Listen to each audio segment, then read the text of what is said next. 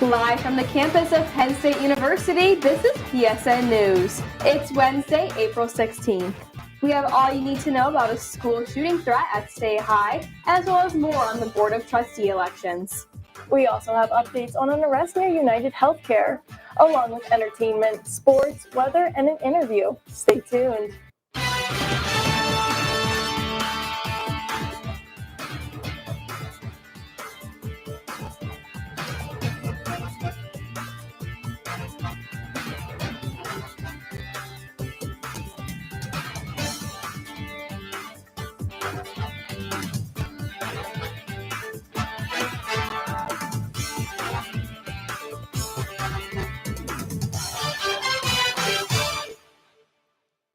Thanks for joining us tonight. I'm Reehl. And I'm Brooke Bilski. Increased security measures are now in place at State College Area High School after a resident reported a planned school shooting. Former State College resident Braden Phillips planned the school shooting with an unnamed juvenile, which would occur Monday, April 21st, just one day after the 26th anniversary of the Columbine High School shooting. State College police say Phillips planned to use guns and explosives during a high-traffic morning period. The former student of Stay High stated in the affidavit that the school did not serve his educational needs and failed him. State College police ask anyone with information related to the investigation to contact them. A man was arrested at the Mount Nittany Medical Center after attempting to rape a nurse. Connor Patterson made lewd statements to the staff before grabbing a nurse by her hair. 2 staff members intervened and were injured in the process. Patterson is now facing felony counts of attempted rape and assault. He also faces misdemeanor counts of indecent assault and disorderly conduct. He is being held at a correctional facility and his hearing took place earlier today. As Penn State's Board of Trustee elections quickly approach, a Center County judge has announced his refusal to put a current trustee on the ballot. A subcommittee of the university's board views current trustee Barry Fenchek ineligible to run for re-election. Fenchek argues that the bylaws of the subcommittee violate Pennsylvania law. Though Fenchek is unable to seek re-election, he will still be able to run for this position again in the future. Alumni voting in the upcoming election will also be able to write in Fenchek's name. However, no determination has been made on whether or not he can serve on the board. The university declared Fenchek a, quote, internet troll, as he has a history of posting inappropriate comments on his social media platforms. Voting will begin on April 21st and close May 8th. Penn State University hosted the Flourish Fair yesterday at the Hub. The event provided opportunities for students to reduce stress and take part in mindfulness practices. A variety of activity stations were set up to get students to learn information and perform relaxing activities. Students could learn about stress management, sleep health, emotional well-being, and more. The event was hosted by Student Affairs and the College of Health and Human Development. Now, what can students expect outside this week? Student meteorologist Emmett Ricker is live in the studio with this week's forecast. Emmett. Thanks, Lauren. So starting off with Beaver Stadium, I know we've had a very cloudy day, a very windy day, and it's more of the same right now, really. But our conditions, we've got light at the end of this tunnel with 41 degrees right now, but it feels like 34 due to these 13-mile-per-hour winds. But when I say light at the end of the tunnel, I mean a warmer trend is ahead of us with warmth coming in after Easter and sticking around for much of the time to come. But before that, we do have a nice little hiccup, maybe Friday night into Saturday. We can expect some showers and a possible thunderstorm as well. And then finally, we do have these sunnier skies remaining with us after this warmer trend and this nice little hiccup. But starting off with our current area temperatures, we can see much of the Commonwealth all sitting around the same general temperature as us with 41 right now, 40s as we work our way towards the west, and much of the same as we work our way towards the east. But if we take a much larger view, we can see this nice little area of warmth all down in the Midwest, and that's due to some high pressure that's situated over this area, and that's going to be coming our way pretty soon here. But right now we can see this nice little dip, and that's where all the blue is coming in. That's where all these colder temperatures are coming in, and that's due to an upper level trough. And this high pressure is going to push that out and bring with it some warmer temperatures, as we mentioned. But today's temperatures have been pretty anomalous due to all of our high winds, but we're minus 18, and practically the entire Commonwealth, all minus double digits from their usual. And, that's all due to our winds. We've had pretty high winds today. Earlier, it was about 21 mile per hour winds. And right now, as we mentioned earlier, we've got 13 mile per hour winds, 15 over in Pittsburgh, and then 24 down there in Philly. So very windy day. I'm sure it's not the best to be out right now. But with our radar right now, we can see just some very high, thin clouds, as you saw from that live cam earlier on. But that's not going to remain for too much longer. Like I said, we've got some high pressure coming in, and that's going to bring with it clear skies and cooler or warmer temperatures, but after that nice little hiccup. So right now, or into the night, you can see some clearing skies. Clouds are going to move out, and then we're going to be left behind with sunny skies tomorrow. And that'll remain throughout much of tomorrow, but as the night rolls in, so do the clouds for Friday. And as Friday rolls around, we will start to see some bands of clouds rolling in. And it's going to be some thin clouds, it's going to be some wispy clouds, so going to be thicker during some periods. But as the night rolls in, once again, rain's going to start to come in, and Saturday's looking like it's going to be a bit of a wet one. But with that wetness, we do get some warmer temperatures. But, those clouds are going to remain. Sunday, we will have clouds. Monday, rainy as can be. It's going to remain like that all of Monday, but Tuesday is looking like it's going to clear back up and start for our clear skies that I mentioned earlier on. For our next 6 to 10 days, we can expect these warmer temperatures to remain, and much of the eastern seaboard is going to expect a lot higher than average temperatures, which is great to see for this springtime. And as we get closer to May, so do these warmer temperatures. For tonight, we can expect 33 degrees with cloudy skies and frost possible, but as that high pressure moves in, those clouds are going to start to decrease as we go along. But for tomorrow, as I said, high pressure, 58 degrees, sunny skies, and the winds are going to be very light. And that's going to remain for Friday.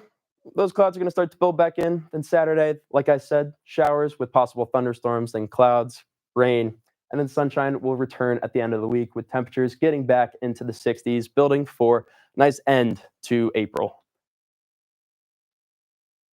Thanks, Emmett. Now Olivia Swigart is live in the studio with details on a Survivor art installation. Olivia. Thanks, Lauren. Last week, the new and improved Gender Equity Center displayed a meaningful exhibit for the public. Let's check it out. On Friday afternoon, a special art exhibit was on display at the Hub Robinson Center at Penn State University. I'm Olivia Swigart with PSN News here at the What Were You Wearing art installation at the Hub. The clothing pieces on display were recreations of clothing worn during acts of sexual violence and assault. Members of the Gender Equity Center were available during this time to provide students with resources that they needed, but also to connect with students on a deeper level. But recently, the Gender Equity Center has received a new name. We just changed the name to the Our Voice Center because we just feel like it's more inclusive of everything that we do. So it stands for relationship violence, outreach, intervention, and community education. So that's basically what our office does. Sophia Mills was the brains behind the operation. She took a moment to talk about what the installation was all about and what message she wants the audience to walk away with. We host it every April during Sexual Assault Awareness and Prevention Month. And really the biggest goal is to dispel any kind of myths, misconceptions around rape myths, victim blaming, and just trying to create a more inclusive, safer culture here on campus. So I really hope that students and really anyone who's viewing this exhibit take away moments of introspection, that they feel empowered, they feel seen, they feel valued by this work. I think this exhibit is one of our most powerful exhibits because it is such a visual reminder, especially being in a really prominent location, like the entrance of the Hub, right? Mm-hmm. So I really hope that students feel, really, really moved by this exhibit and take away that clothing does not equal consent. All services through Our Voice are free and confidential. For more information, visit studentaffairs.psu.edu/r-voice. Now over to Hannah George with the latest in sports. Hannah George with your sports update. Penn State's Ryan Merck is stacking up awards as he earns another Defensive Player of the Week title. The libero was honored for the third time this season after two big 5-set wins against George Mason. He posted double-digit digs in both matches, 14 on Friday and 12 on Saturday, averaging 2.6 digs per set. Merck has now won the award 4 times in his college career. The Nittany Lions have collected 6 Ivy honors this season, 4 on defense and 2 on offense. Penn State will host Princeton this weekend in a crucial 2-match series. If the Nittany Lions win both games, they'll host the EIVA tournament for the 5th year in a row. The NBA postseason just got a little more blue and white. 3 former Penn State basketball stars, Jalen Pickett, Lamar Stevens, and Seth Lundy, are set to compete on basketball's biggest stage. Pickett, now with the Denver Nuggets, recently earned his first starts and even recorded a triple-double. Stevens, playing for the Memphis Grizzlies, scored 31 points in the team's final regular season game. Lundy is with the Los Angeles Clippers, working his way back from injury after joining on a 2-way deal. Pickett and Lundy will face off when the Nuggets and Clippers meet in the first round this weekend. Stevens and the Grizzlies began playing action against the Golden State Warriors on Tuesday night. Travis Hunter says if he can't play both ways in the NFL, he'd rather quit football altogether. The Colorado Star told CBS Sports that no team has pushed back on his goal to play offense and defense. But if they did, he said it would be game over. Hunter dominated as both a wide receiver and cornerback, winning the Heisman Trophy and several other major awards in 2024. He racked up over 1,100 receiving yards and 4 interceptions, playing more than 1,500 snaps last season alone. NFL scouts say he's a rare talent, with the Browns even calling him a unicorn who can excel at both positions. Hunter says he's confident, competitive, and ready to do whatever it takes, as long as he can stay on both sides of the ball. The Pittsburgh Pirates made history Monday night with a battery that was number 1. Paul Skeens and Henry Davis became the first pitcher and catcher duo in MLB history who were both number 1 overall picks. Skeens, drafted in 2023, threw 6 strong innings and struck out 6 batters in a 10-3 win over the Nationals. Davis, the top pick from 2021, took over after an early injury to the starting catcher, Endy Rodriguez, and held his own behind the plate. He also singled in his first at-bat and worked in sync with Skeens to get the win. The Pirates snapped a 3-game losing streak behind big hits from O'Neal Cruz, Ke'Bryan Hayes, and Ryan Reynolds. With the starting catcher expected to hit the injured list, Davis may have earned himself more time in the spotlight. That's all for your sports update. After the break, Jesenia Marrero has the latest in the world of entertainment. Stay tuned. If you don't include human beings, you cannot accurately model the way the climate has changed over the last 50 years. And I don't know that we're ever going to be free of some sort of bug. A natural state of motion for something to be in is to remain in its current state of motion. I've been lucky enough to discover various things out there. Pulsars, exoplanets, and some other phenomena that ended up being interesting. Hi, I'm Johnson Gary with Asking Penn State. With Asking Penn State, Asking Penn State. Asking Penn State. Asking Penn State. Welcome back to Asking Penn State.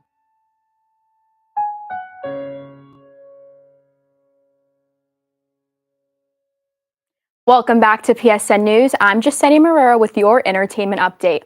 If you're looking for plans this upcoming Good Friday, NOM Ministries invites locals to participate in their Stations of the Cross retreat at Bethany Retreat Center in Frenchville, Pennsylvania, this upcoming Friday, April 18th. This free one-day retreat offers 2 experiences: an outdoor pilgrimage along the Stations of the Cross Trail or an indoor reflection with prayers and readings. The retreat allows for a deep spiritual reflection on the passion and death of Jesus Christ. Pre-registration is required, and you can sign up through their website at www.anomministries.com/stationscross. The House versus NCAA settlement is capable of significantly transforming college athletics by permitting universities to directly compensate athletes pending final approval. A $20.5 million revenue sharing initiative is slated to commence in the upcoming seasons, prompting many college football programs to recruit personnel to oversee these funds. Here at Penn State, Aeneas Hawkins has been appointed as Assistant Director of Player Advancement and Revenue Sharing Strategy to assume this responsibility. The settlement also introduced roster limits, capping football teams at 105 players, which may lead to reduced roster sizes in various sports. While this change aims to enhance financial stability, it could result in an increased competition for roster spots and scholarships, particularly affecting athletes in non-revenue sports. Former LSU wide receiver Kyron Lacy recently passed away in what appears to be a suicide. In his final season at LSU, he recorded 866 receiving yards and led the SEC with 9 receiving touchdowns. During a police chase, Lacy crashed his vehicle, and when officers attempted to remove him from the car, they found him with a self-inflicted gunshot wound. Lacy's father posted on Facebook, "Mental health is real. Don't ignore the signs, even if they may seem small." Lacey was under investigation in a connection with a hit-and-run accident that occurred in Louisiana in December. He was only 24 years old. In late March, rapper Real Boston Richie, or Jalen Foster, was accused of domestic violence by his ex-girlfriend, 19-year-old Tatiana Chanel. He now faces at least one count of felony family violence with a warrant issued for his arrest.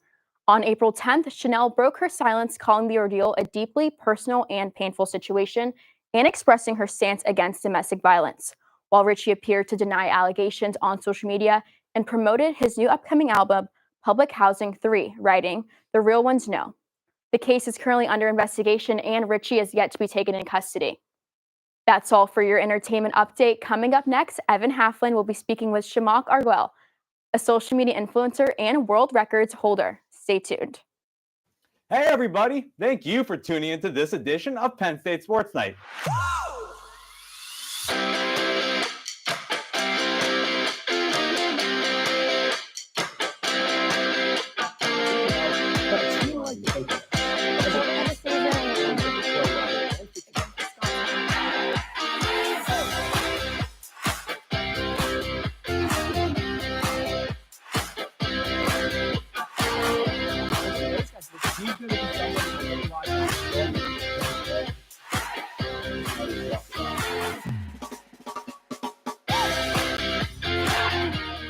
For all of us here at the Belisari Media Center, we are Penn State Sports Night. Live from the campus of Penn State University, this is PSN News. Penn State Network News is a student-produced, bi-weekly live news show featuring all student talent. From local and national news to sports, entertainment, weather, and live interviews, we have it all. We also feature student-made packages from across campus. Airing every Monday and Wednesday at 7 p.m. We are PSN News. Be sure to check us out on Twitter and Facebook at PSN News, on Instagram at Penn State Network News, and to subscribe to our YouTube channel at youtube.com/PSN News. Have a good night and stay safe, Penn State. Hey everyone, we are Red Carpet News, your main source of entertainment news at Penn State University. Man, this festival is going to be popping. I'm Alex Porzillo, here with Aiden Harold. He's going to 23rd with Daddy Elon Warbucks to actual space away from Kim. So insane, especially during Kendrick's part when they came out, reporting on anything from music, movies, TV shows, fashion, to celebrity gossip. You don't want to miss out on any of the hot topics we discuss. Find our segments on YouTube under the name Red Carpet News for your daily dose of entertainment. We are Red Carpet News.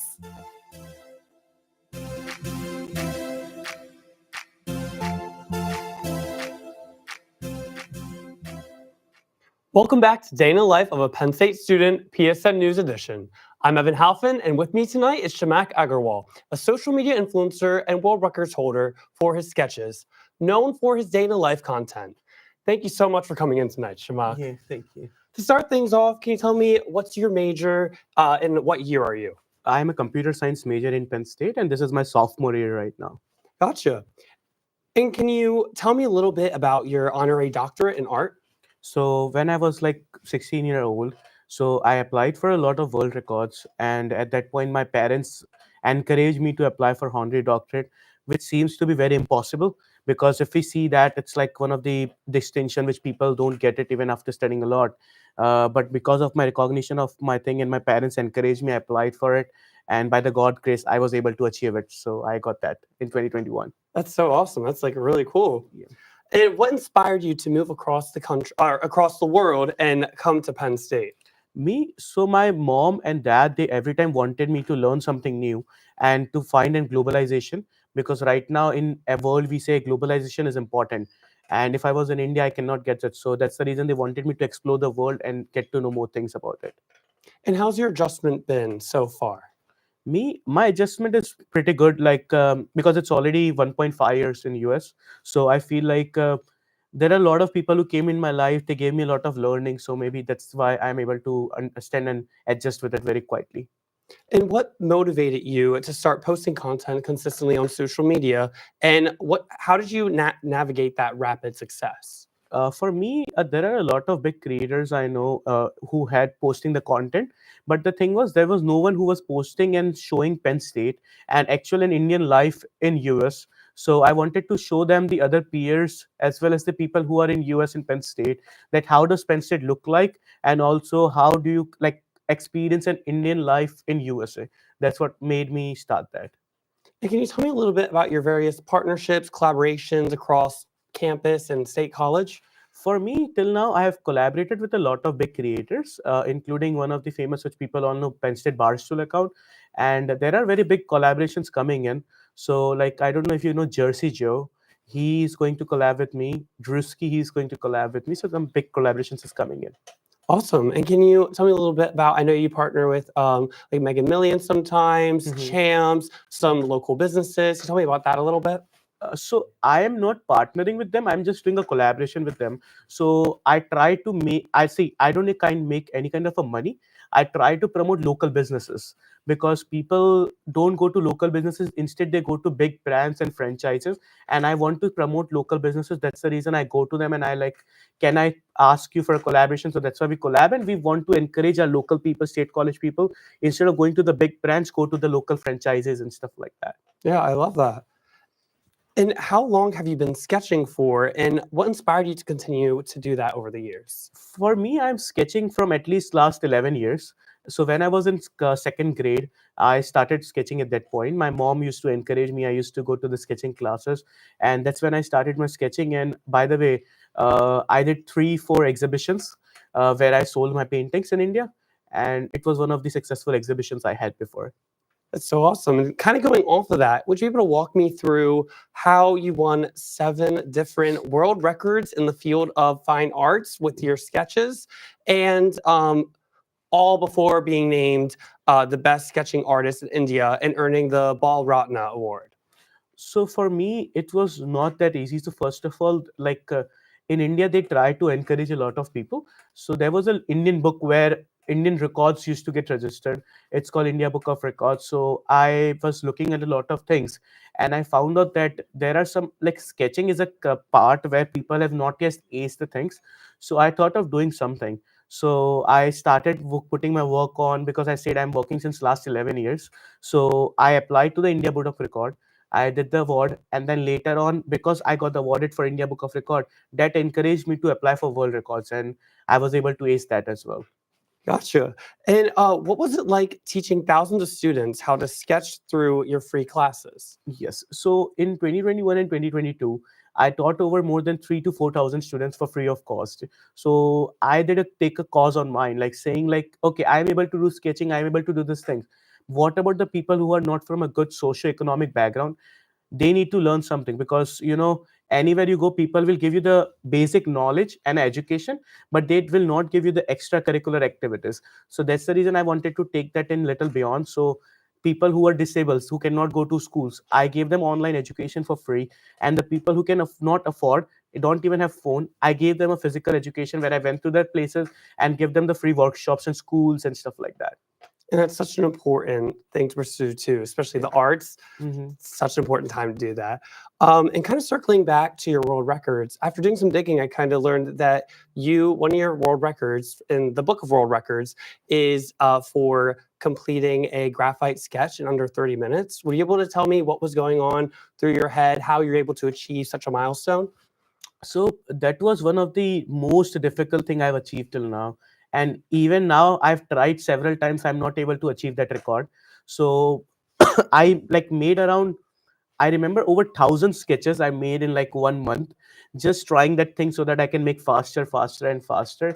And I was able to complete because, in world records, like edgers and like the judge comes to your house, they judge you in life of them. That was the most difficult task. And I made the sketch and it was like 23 or 24 minutes I made a sketch in. Wow, that's so impressive. Yes. Well, unfortunately, that's all the time we have tonight.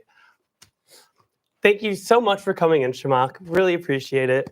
Stick around because coming up next, Brooke and Lauren will have the latest news from across the nation. Hey, everybody. Thank you for tuning into this edition of Penn State Sports Night.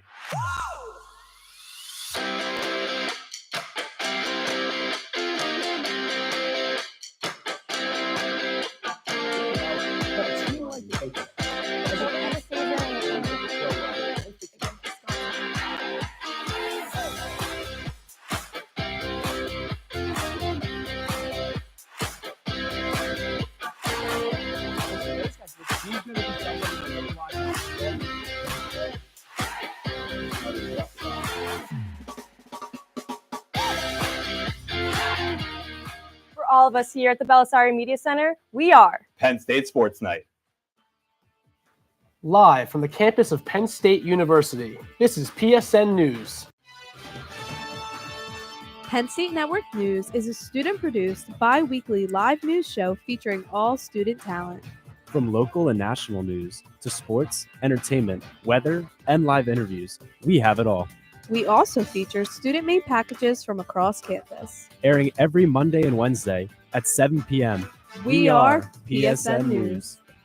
Be sure to check us out on Twitter and Facebook at PSN News, on Instagram at Penn State Network News, and to subscribe to our YouTube channel at youtube.com/PSN News. Have a good night and stay safe, Penn State. Hey everyone, we are Red Carpet News, your main source of entertainment news at Penn State University. Man, this festival is going to be popping. I'm Alex Borzillo, here with David Harold. He's going to 23rd with Daddy Elon Warbucks to actual space away from camp. So insane, especially during Kendrick's part when they came out, reporting on anything from music, movies, TV shows, fashion, to celebrity gossip. You don't want to miss out on any of the hot topics we discuss.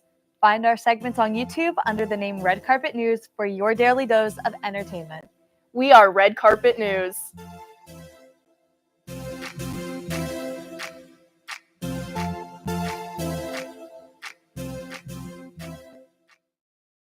A man is now facing charges after setting fire to Governor Josh Shapiro's mansion. 38-year-old Colby Balmer was arrested on Sunday after turning himself into police.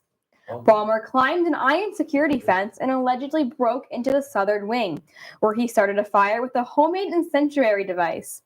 The fire left a significant amount of damage, estimated to be worth millions of dollars.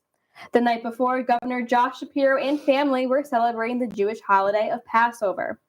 It is unknown if his political or religious beliefs were a motive for the attack, and investigations are still ongoing. An intruder was arrested near the United Healthcare headquarters after allegedly threatening violence. This incident comes months after the company's CEO was killed. The man reportedly contacted the FBI's field office in Minneapolis, where they made contact with the intruder over the phone. They successfully were able to get the man to surrender after an hour. Authorities believe that the incident is not related to the murder of Brian Thompson back in December. Harvard University is currently facing financial holds of more than $2.2 billion. This hold comes after the Trump administration's call for, quote, government and leadership reforms, as well as changes to admission policies. In a letter to Harvard's president, Trump's administration also urges the university to stop recognizing student organizations associated with protest. The Ivy League school becomes the seventh to be targeted by the Trump administration, joining others such as Columbia, Princeton, and Cornell. On Monday, Harvard President Alan Garber said that they would defy these demands of limiting activism on campus. A Wisconsin clerk has quit following investigations into miscounting ballots back in November. Authorities believe that Maribeth Witzel-Beal failed to count nearly 200 absentee ballots. While the ballots would not have affected the outcome of the election, 4 of the voters whose ballots weren't counted have filed lawsuits against her. The filed claims are over $170,000 each. There's currently a new interim city clerk who took over. That concludes our show tonight at PSN News. Be sure to check us out on Twitter and Facebook at PSN News, on Instagram at Penn State Network News, and to subscribe to our YouTube channel at youtube.com/PSN News. Have a good night and stay safe, Penn State.